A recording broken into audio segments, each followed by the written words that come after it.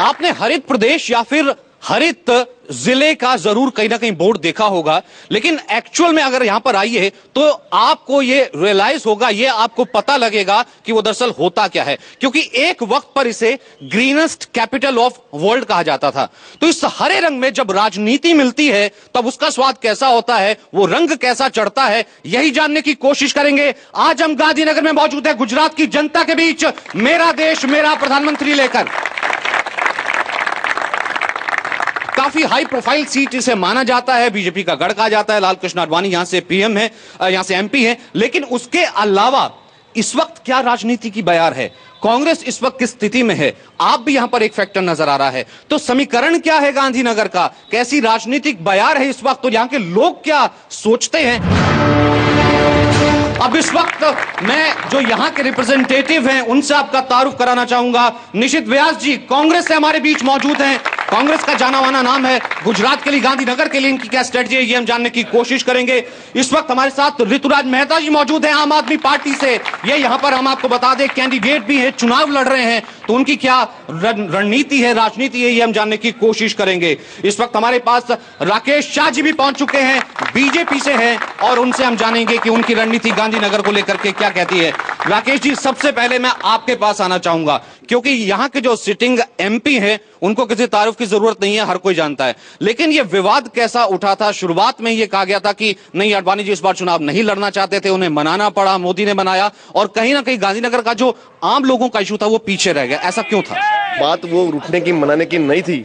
शायद किसी और पॉलिटिकल पार्टी के पास कोई और मुद्दे नहीं होते, तो इसलिए उन्होंने ये मुद्दा बनाया होगा। आडवाणी जी यहीं थी, लड़ने वाले थे और यहीं से भी लड़ेंगे, और जितने मतों से जीते से इतने इससे भी ज्यादा मतों से आडवाणी जी एक बार भी। आपको ऐसा क्यों लगता है 21 सालों में यहाँ पर ऐसा क्या विकास का काम हुआ है, आपके एमपी ने ऐसे क्या विकास के काम किए हैं कि दोबारा गांधीनगर की जनता उन्हें चुन करके वापस लाए? दो बात इसमें मेरे हिसाब से बहुत महत्वपूर्ण चीज है कि गांधीनगर की जनता जानती है कि आडवाणी जी भारतीय जनता पार्टी के उम्मीदवार है और भारतीय जनता पार्टी से ताल्लुक लगते हैं। आपको क्या लगता है कि इतना भर काफी है, गांधीनगर का इतना विकास हो गया है, एक व्यक्ति जो कि यहां से डिप्टी पीएम रह चुका है वो यहां को रिप्रेजेंट कर रहा है? मैं ये कहना चाहूंगा कि आदरणीय आडवाणी जी आज से 6 वक्त पहले जब पहली बार नॉमिनेशन किया, लास्ट टाइम भी नॉमिनेशन किया, तो उनकी पार्टी में भी उनका सम्मान बरकरार था और प्रजा में भी बरकरार था। ये पब्लिक है, सब जानती हैं, अखबारों में लिखा है, आपके टीवी वालों ने बताया है। वो सम्मान अब न तो उनकी पार्टी में उनका बचा है, न पब्लिक के पास रहा है। नतीजा तय है कि क्या होने वाला है। उन्हें भी अंदेश पहुंच गया था, क्योंकि ये उनकी पार्टी की ये स्टाइल ऑफ फंक्शनिंग है। नहीं, वो राकेश जी कह रहे हैं कि वो तो जो विपक्षी पार्टी है उन्होंने शुरू कर दिया। नहीं, हमारा ये काम नहीं, हमारे पास कई और काम है। हमारी पार्टी का संगठन न करे कि उनकी पार्टी का हम ख्याल करें। विकास की अगर बात हो, उन्हें ये एहसास हो गया कि उनके 6 टाइम में कोई विकास का कोई पन्ना उठा नहीं है। जी, ये कह रहे विकास हुआ ही नहीं। आपको लगता है कि यहाँ पर विकास हुआ है दोनों पार्टियां? क्योंकि ऐसा कहा जाता है जब कोई बड़ा कैंडिडेट होता है विकास कहीं पीछे रह जाता है क्या? यहाँ पर आकर देखिए, यहाँ पर जो सोसाइटियां हैं वहाँ पर गटर की व्यवस्था नहीं है, पानी की व्यवस्था नहीं है, बिजली की व्यवस्था नहीं है, जो मूलभूत सुविधा है वो ही नहीं है। तो इसको क्या विकास कहाँ है, मुझे बताइए। विकास के नाम पर जनता ऐसा क्यों कहती है कि जो व्यवस्था होनी चाहिए थी, इतने बड़े कैंडिडेट यहाँ से हैं, वो व्यवस्था यहाँ पर है नहीं। ट्रैफिक की देखिए, मेट्रो की देखिए, तमाम यहाँ पर समस्याएं हैं।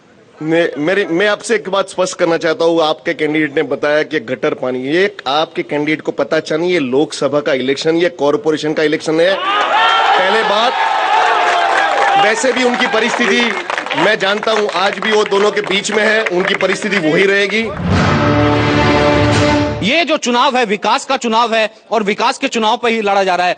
आपके जो विकास के मॉडल को, गुजरात के विकास के मॉडल को बाजार में बेचने निकले हैं। हम इस गांधीनगर के कतार पे खड़े हैं, इस गांधीनगर की जनता से पूछे विकास क्या हुआ है। विकास की बात कर रहे हैं।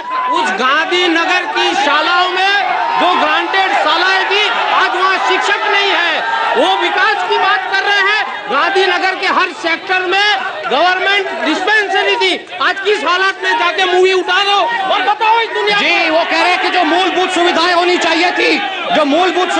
चाहिए थी, वो भी नहीं है। आडवाणी जी से पूछना चाहता हूं कि एज एमपी 6 बार से वो लोकसभा में चुने गए हैं, कोई एक ऐसा काम, या इस देश के उप प्रधानमंत्री भी रह चुके हैं, कोई एक ऐसा काम वो गिनाए जो कि लोकसभा के उम्मीदवार के हिसाब से उन्होंने गांधीनगर क्षेत्र में किया हो। ये कह रहे हैं कि कुछ काम गिनवा दीजिए एज एन एमपी। नहीं, काम देखो, मेरी बात, काम की बात होती है, काम तो वो समय बताएगा कि उन्होंने जो अपनी ग्रांट मिली थी वो ग्रांट का किस तरह से यूज किया है। अगर कल लोग तो कह रहे हैं वो ग्रांट अभी पूरी यूज ही नहीं हुई है, यहाँ से ग्रांट पूरी 100% यूज हो गई है। आपके पास कोई मुद्दा नहीं है, इसलिए आडवाणी जी की बात कर रहे हो। दिल्ली की पब्लिक ने इतना विश्वास रखा इनके ऊपर, 40 दिन तक ये सरकार नहीं चला पाए, तो मैं उनसे ये प्रश्न कर रहा हूं कि ये क्या किया उन्होंने। भाई साहब, ये सब बहुत पुरानी बातें हो चुकी है। केजरीवाल जी के ऊपर लांछन डालते आए हैं। बात आडवाणी जी की है। आडवाणी जी ने जीवन भर सबके साथ धोखा किया है, भगवान राम के साथ धोखा किया है, गुजरात की जनता के साथ धोखा किया है, नरेंद्र मोदी जी के साथ धोखा किया है। उनका भी वो अपोजिट कर उनका भी वो विश्वासघात करते हैं। एक चीज का मैं आपसे सवाल पूछना चाहता हूं, कांग्रेस लगातार इस चीज को हाईलाइट करती रही है, फिर क्या कमी रहेगी कांग्रेस में कि वो गांधीनगर की जनता को ये विकास नहीं दिखा पाई कि 21 साल से लगातार आडवाणी जी चुनते रहे। हालात ये हैं, इनका मार्केटिंग बढ़िया है, माल बेचते रहते हैं। भाई साहब ये बोल रहे हैं कि विकास नहीं हुआ है, उस बात को आप जाके वीडियो लेके जाइए, आपका कैमरामैन को लेके जाइए। गूड़ा और औड़ा की रचना कब हुई? आज उस विस्तार में, आज 10-15 साल रचना हो जाने के बाद हुआ, वो इम्प्लीमेंट हो गए, वो जमीन का व्यापार उन्होंने कर लिया। वहां गटर है, वहां पानी आता है कॉरपोरेशन का, वो देख लो, उसे विकास। नहीं, वो बात आपकी ठीक है, मैं भी इस बात को मान रहा हूं।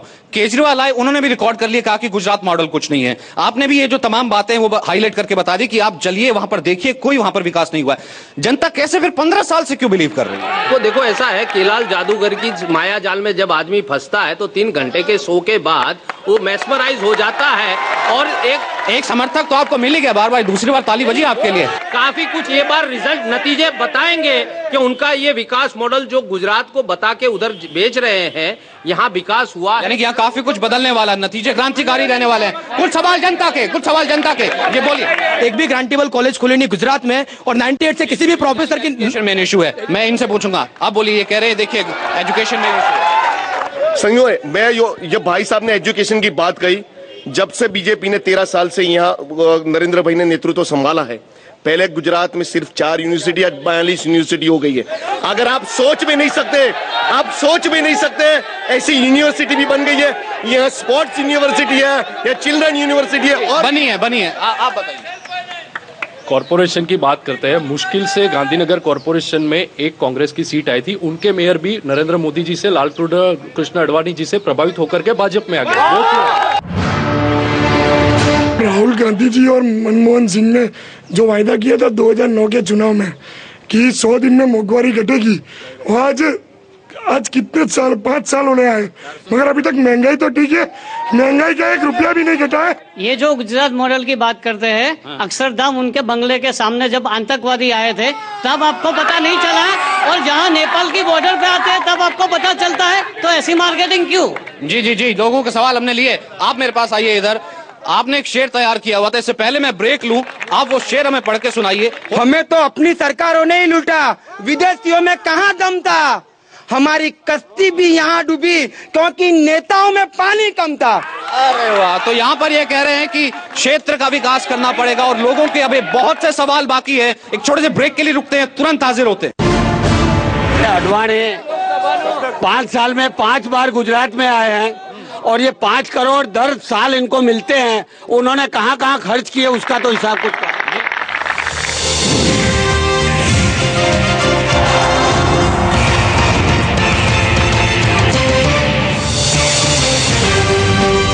फैसला।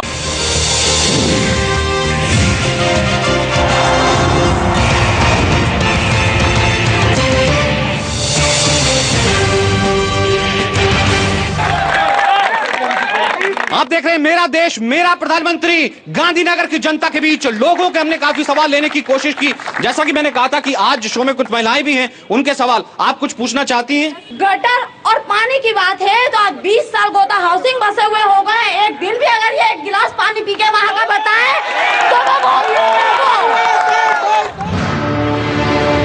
अडवाणी 5 साल में 5 बार गुजरात में आए हैं और ये 5 करोड़ दर साल इनको मिलते हैं। उन्होंने कहाँ कहाँ खर्च किए उसका तो हिसाब कुछ कहा जी, यानी कि आप खर्च का ब्यौरा चाहते हैं, बोलिए आप। सुना है कि इन्होंने जो बजट मिलता है 5 करोड़ जो मिलता है वो खर्च करा है एफडी करी, खाली उनसे जानना है। जी, यानी कि आपका भी खर्च का हिसाब है, बोलिए। सर तीनों पार्टी को मैं ये पूछना चाहता हूँ, गरीब का कौन सुनेगा और कौन महंगाई कम करेगा? ये मैं सीधा प्रश्न कांग्रेस को पूछना चाहता हूँ कि एक दायके में वो रोटी के नाम पे मत ले गए, कपड़े के नाम पे मत ले गए, मकान के नाम पे मत ले गए। अब ये मुंगेरी लाल के हसीन सपने दिखाने वाली कांग्रेस कौन सी चीज पे मत मांगने के लिए निकलने वाली है? लोगों का कहना है कि महंगाई इतनी बढ़ गई है, ऐसा कौन सा डेवलपमेंट है जिसके नाम पर वोट किया जाए यूपी 2 को? इतनी जीरो लेवल की योजनाएं हमने बनाई है जो ग्रास रूट लेवल के लिए, चाहे नरेगा हो, चाहे एजुकेशन हो, चाहे इंफ्रास्ट्रक्चर हो, चाहे हेल्थ हो, राइट टू एजुकेशन हो, कितना भी हो, ये सब योजना कांग्रेस के शासन द्वारा ही इम्प्लीमेंट हुई है। उन्होंने सिर्फ बातें की है, कोई परिणाम नहीं दिया है। सचर कमेटी का जो रिपोर्ट है, जो उन्हें ग्रांट देना है, उन्हें सब्सिडी विद्यार्थियों को देना है, वो दे नहीं पाए। जी, एक सवाल आपसे ये जो पूछा जा रहा था कि जो एक्सपेंडिचर होता है, जो ग्रांट मिलती है सांसद को, वो कहां लगी है? सांसद की ग्रांट अडवाणी जी के क्षेत्र, एक तो पहली बार वो भाई ने बताया कि अडवाणी 5-7 साल में 5 साल बार आए, उनको पता नहीं है। मैं शहर के प्रमुख हूं, अडवाणी 1 साल में 20 बार आ चुके हैं, 20 से 25 बार। जनता के तमाम यहां पर सवाल देखे, युवा काफी ज्यादा मौजूद थे। अब मेरे पास कैंडिडेट्स के पास जाने का वक्त आ गया है। अंत में सबसे पहले मैं आपसे जानना चाहूंगा, 30 सेकंड है आपके लिए, मुझे बताइए क्यों यहां पर यूपीए 2 जो आपकी गवर्नमेंट थी उसे वापस लाया जाए या राहुल गांधी प्रधानमंत्री हो? ऐसे कौन से आपने काम किए हैं कि यहां की जनता को आप कन्विंस करें कि इस बार एमपी आपकी पार्टी का हो? किरीट पटेल यहाँ स्थानीय आदमी है, 24/7 वो अवेलेबल रहेगा। कि 26 में से कितनी सीटें कांग्रेस किस बार? कांग्रेस अभी 26 में से मेरे हिसाब से गुजरात में 16 कम से कम आनी चाहिए। जी, यानी कि इरादे आपके बहुत बड़े हैं।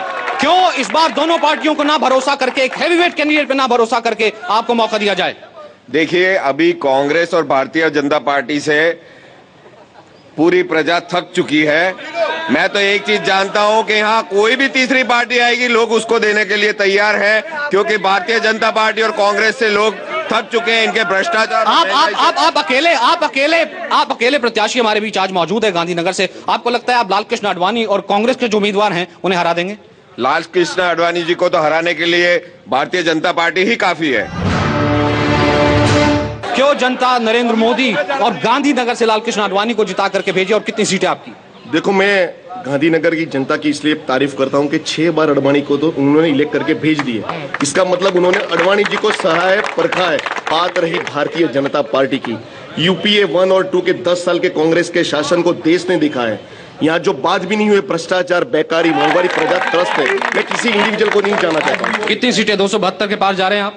272 से तो बिल्कुल करीब हम आगे जाएंगे, बिल्कुल आगे जाएंगे। जी, तो यहाँ पर फिलहाल हमने देखा 3 हमारे साथ नुमाइंदे थे, जिनमें एक तो कैंडिडेट भी है, पूरे तरीके से आश्वस्त हैं अपनी जीत की, और ये बेहद हाई प्रोफाइल सीट तो अपने आप में हो जाती जैसा कि आपने देखा। अब ये खैर जनता को डिसाइड करना है कि वो यहाँ से किसे जिता करके भेजती है और अगला प्रधानमंत्री वो किसे बनाती है।